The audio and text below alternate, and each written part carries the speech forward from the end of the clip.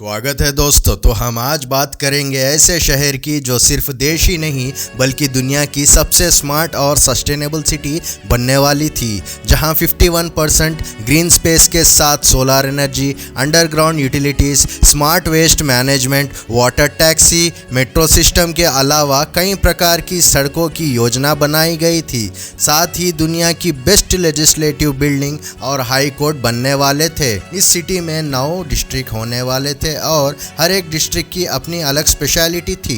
Sustainable और हर modern facilities को ध्यान में रखते हुए इस स्मार्ट सिटी को happiest city in the world के साथ साथ पीपल्स कैपिटल का नाम भी दिया गया था।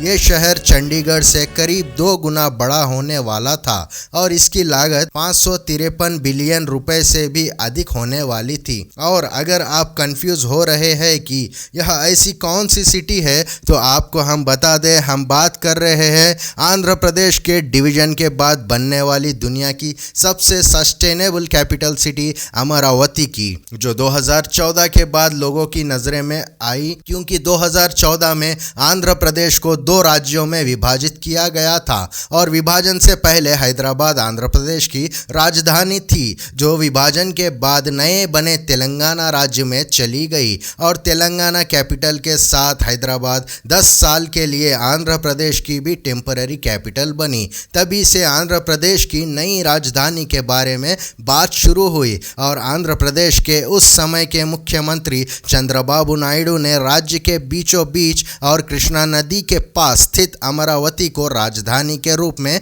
चुना। अमरावती शहर विजयवाड़ा से करीब 20 किलोमीटर दूर और लगभग 217 स्क्वायर किलोमीटर एरिया में फैला है। और सबसे बड़ी बात, अमरावती के लिए 25 गांव के 24,000 किसानों ने अपनी जमीन तक सरकार को दे दी थी। ये भारत में किसानों द्वारा किया गया सबसे बड़ा भूमि दान था, जिसने इस प्रोजेक्ट को एक बहुत अच्छी शुरुआत दी। जैसे ही जमीन अधिग्रहित हुई, सरकार ने तेजी से काम शुरू किया। शहर का प्लान 2015 में जारी किया गया था और इसे 2024 तक पूरा करने का लक्ष्य था, लेकिन 2019 के चुनाव में चंद्रबाबू नायडू चुनाव में हार गए और नए मुख्यमंत्री जगन मोहन रेड्डी ने स्पष्ट रूप से कहा कि वो अमरावती को राजधानी नहीं बनाएंगे और पहले चरण के बाद ही सिटी के डेवलपमेंट का काम रोक दिया गया और लाखों लोगों के नए शहर का सपना भी टूट गया, जिसकी किसी ने कल्पना भी नहीं की थी। लेकिन आज फिर से हम इस शहर की बात इसलिए कर रहे हैं क्योंकि जून 2024 में आंध्र प्रदेश की टेम्पररी कैपिटल हैदराबाद के 10 साल का समय खत्म हो चुका है। साथ ही एक बार फिर नायडू गवर्नमेंट आंध्र प्रदेश में आ चुकी है।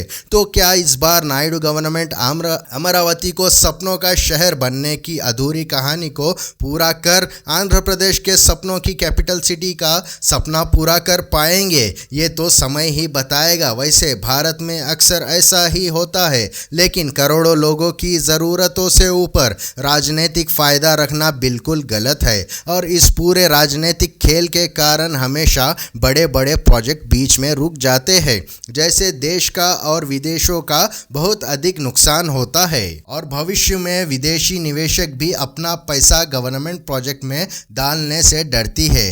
तो ऐसे और अपडेट्स के लिए चैनल को सब्सक्राइब कीजिए। अपनी कीमती राय अमरावती को लेकर कमेंट में दें। धन्यवाद।